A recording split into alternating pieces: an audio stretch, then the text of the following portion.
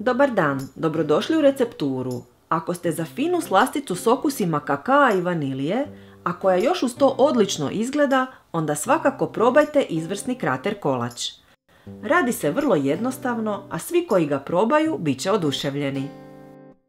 Prvo treba skuhati kremu.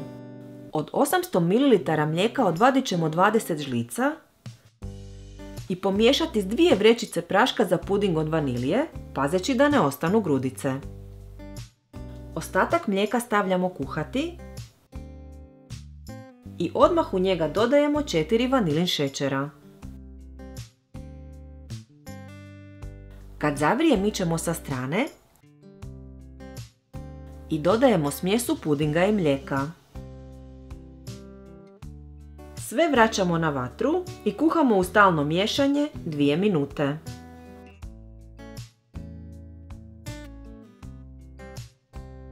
Skuhanu kremu treba pokriti prozirnom folijom i ostaviti da se ohladi na sobnu temperaturu. Ako nemate foliju, s vremena na vrijeme promiješajte kremu da se ne stvori korica.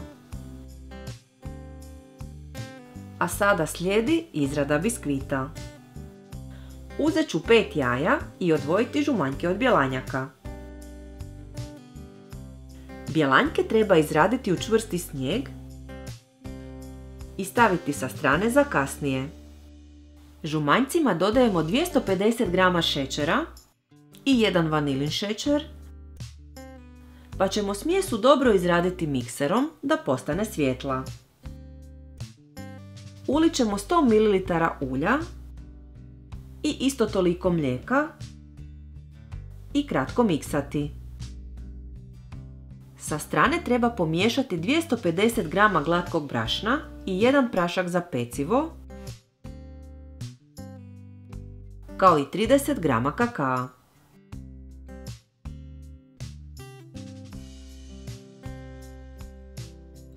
Ove suhe sastojke u više puta dodajemo u smjesu žumanjaka i šećera,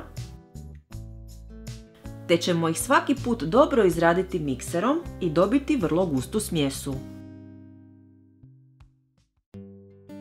U nju na kraju u više puta dodajemo snijeg od bjelanjaka i pjenjačom sve sjedinjujemo dok ne dobijemo smjesu za biskvit. Namastit ću protvan dimenzija 21 x 36 cm i posuti brašnom.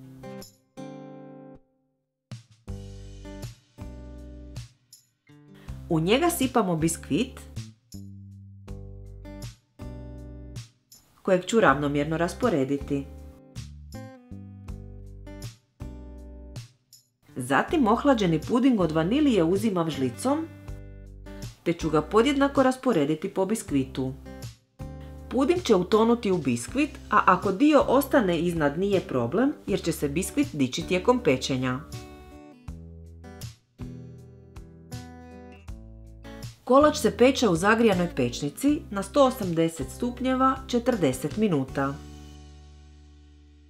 Dok se kolač peče, napravit ćemo glazuru. Ubacit ćemo 120 g šećera u prahu u 400 ml kiselog vrhnja i dobro izmiješati. Kad je kolač pečen, vadimo ga van, pa ćemo po njemu ravnomjerno rasporediti bijelu glazuru.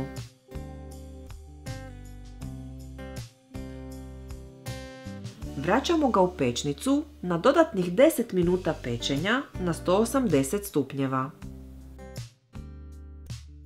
Nakon toga preostaje još samo sve dobro ohladiti prije rezanja i posluživanja. Ako vam se dopao ovaj fini krater kolač, dajte nam like i zapratite nas, te mi ostavite komentar ispod videa. Sve naše recepte potražite na web stranici receptura.com. Bye!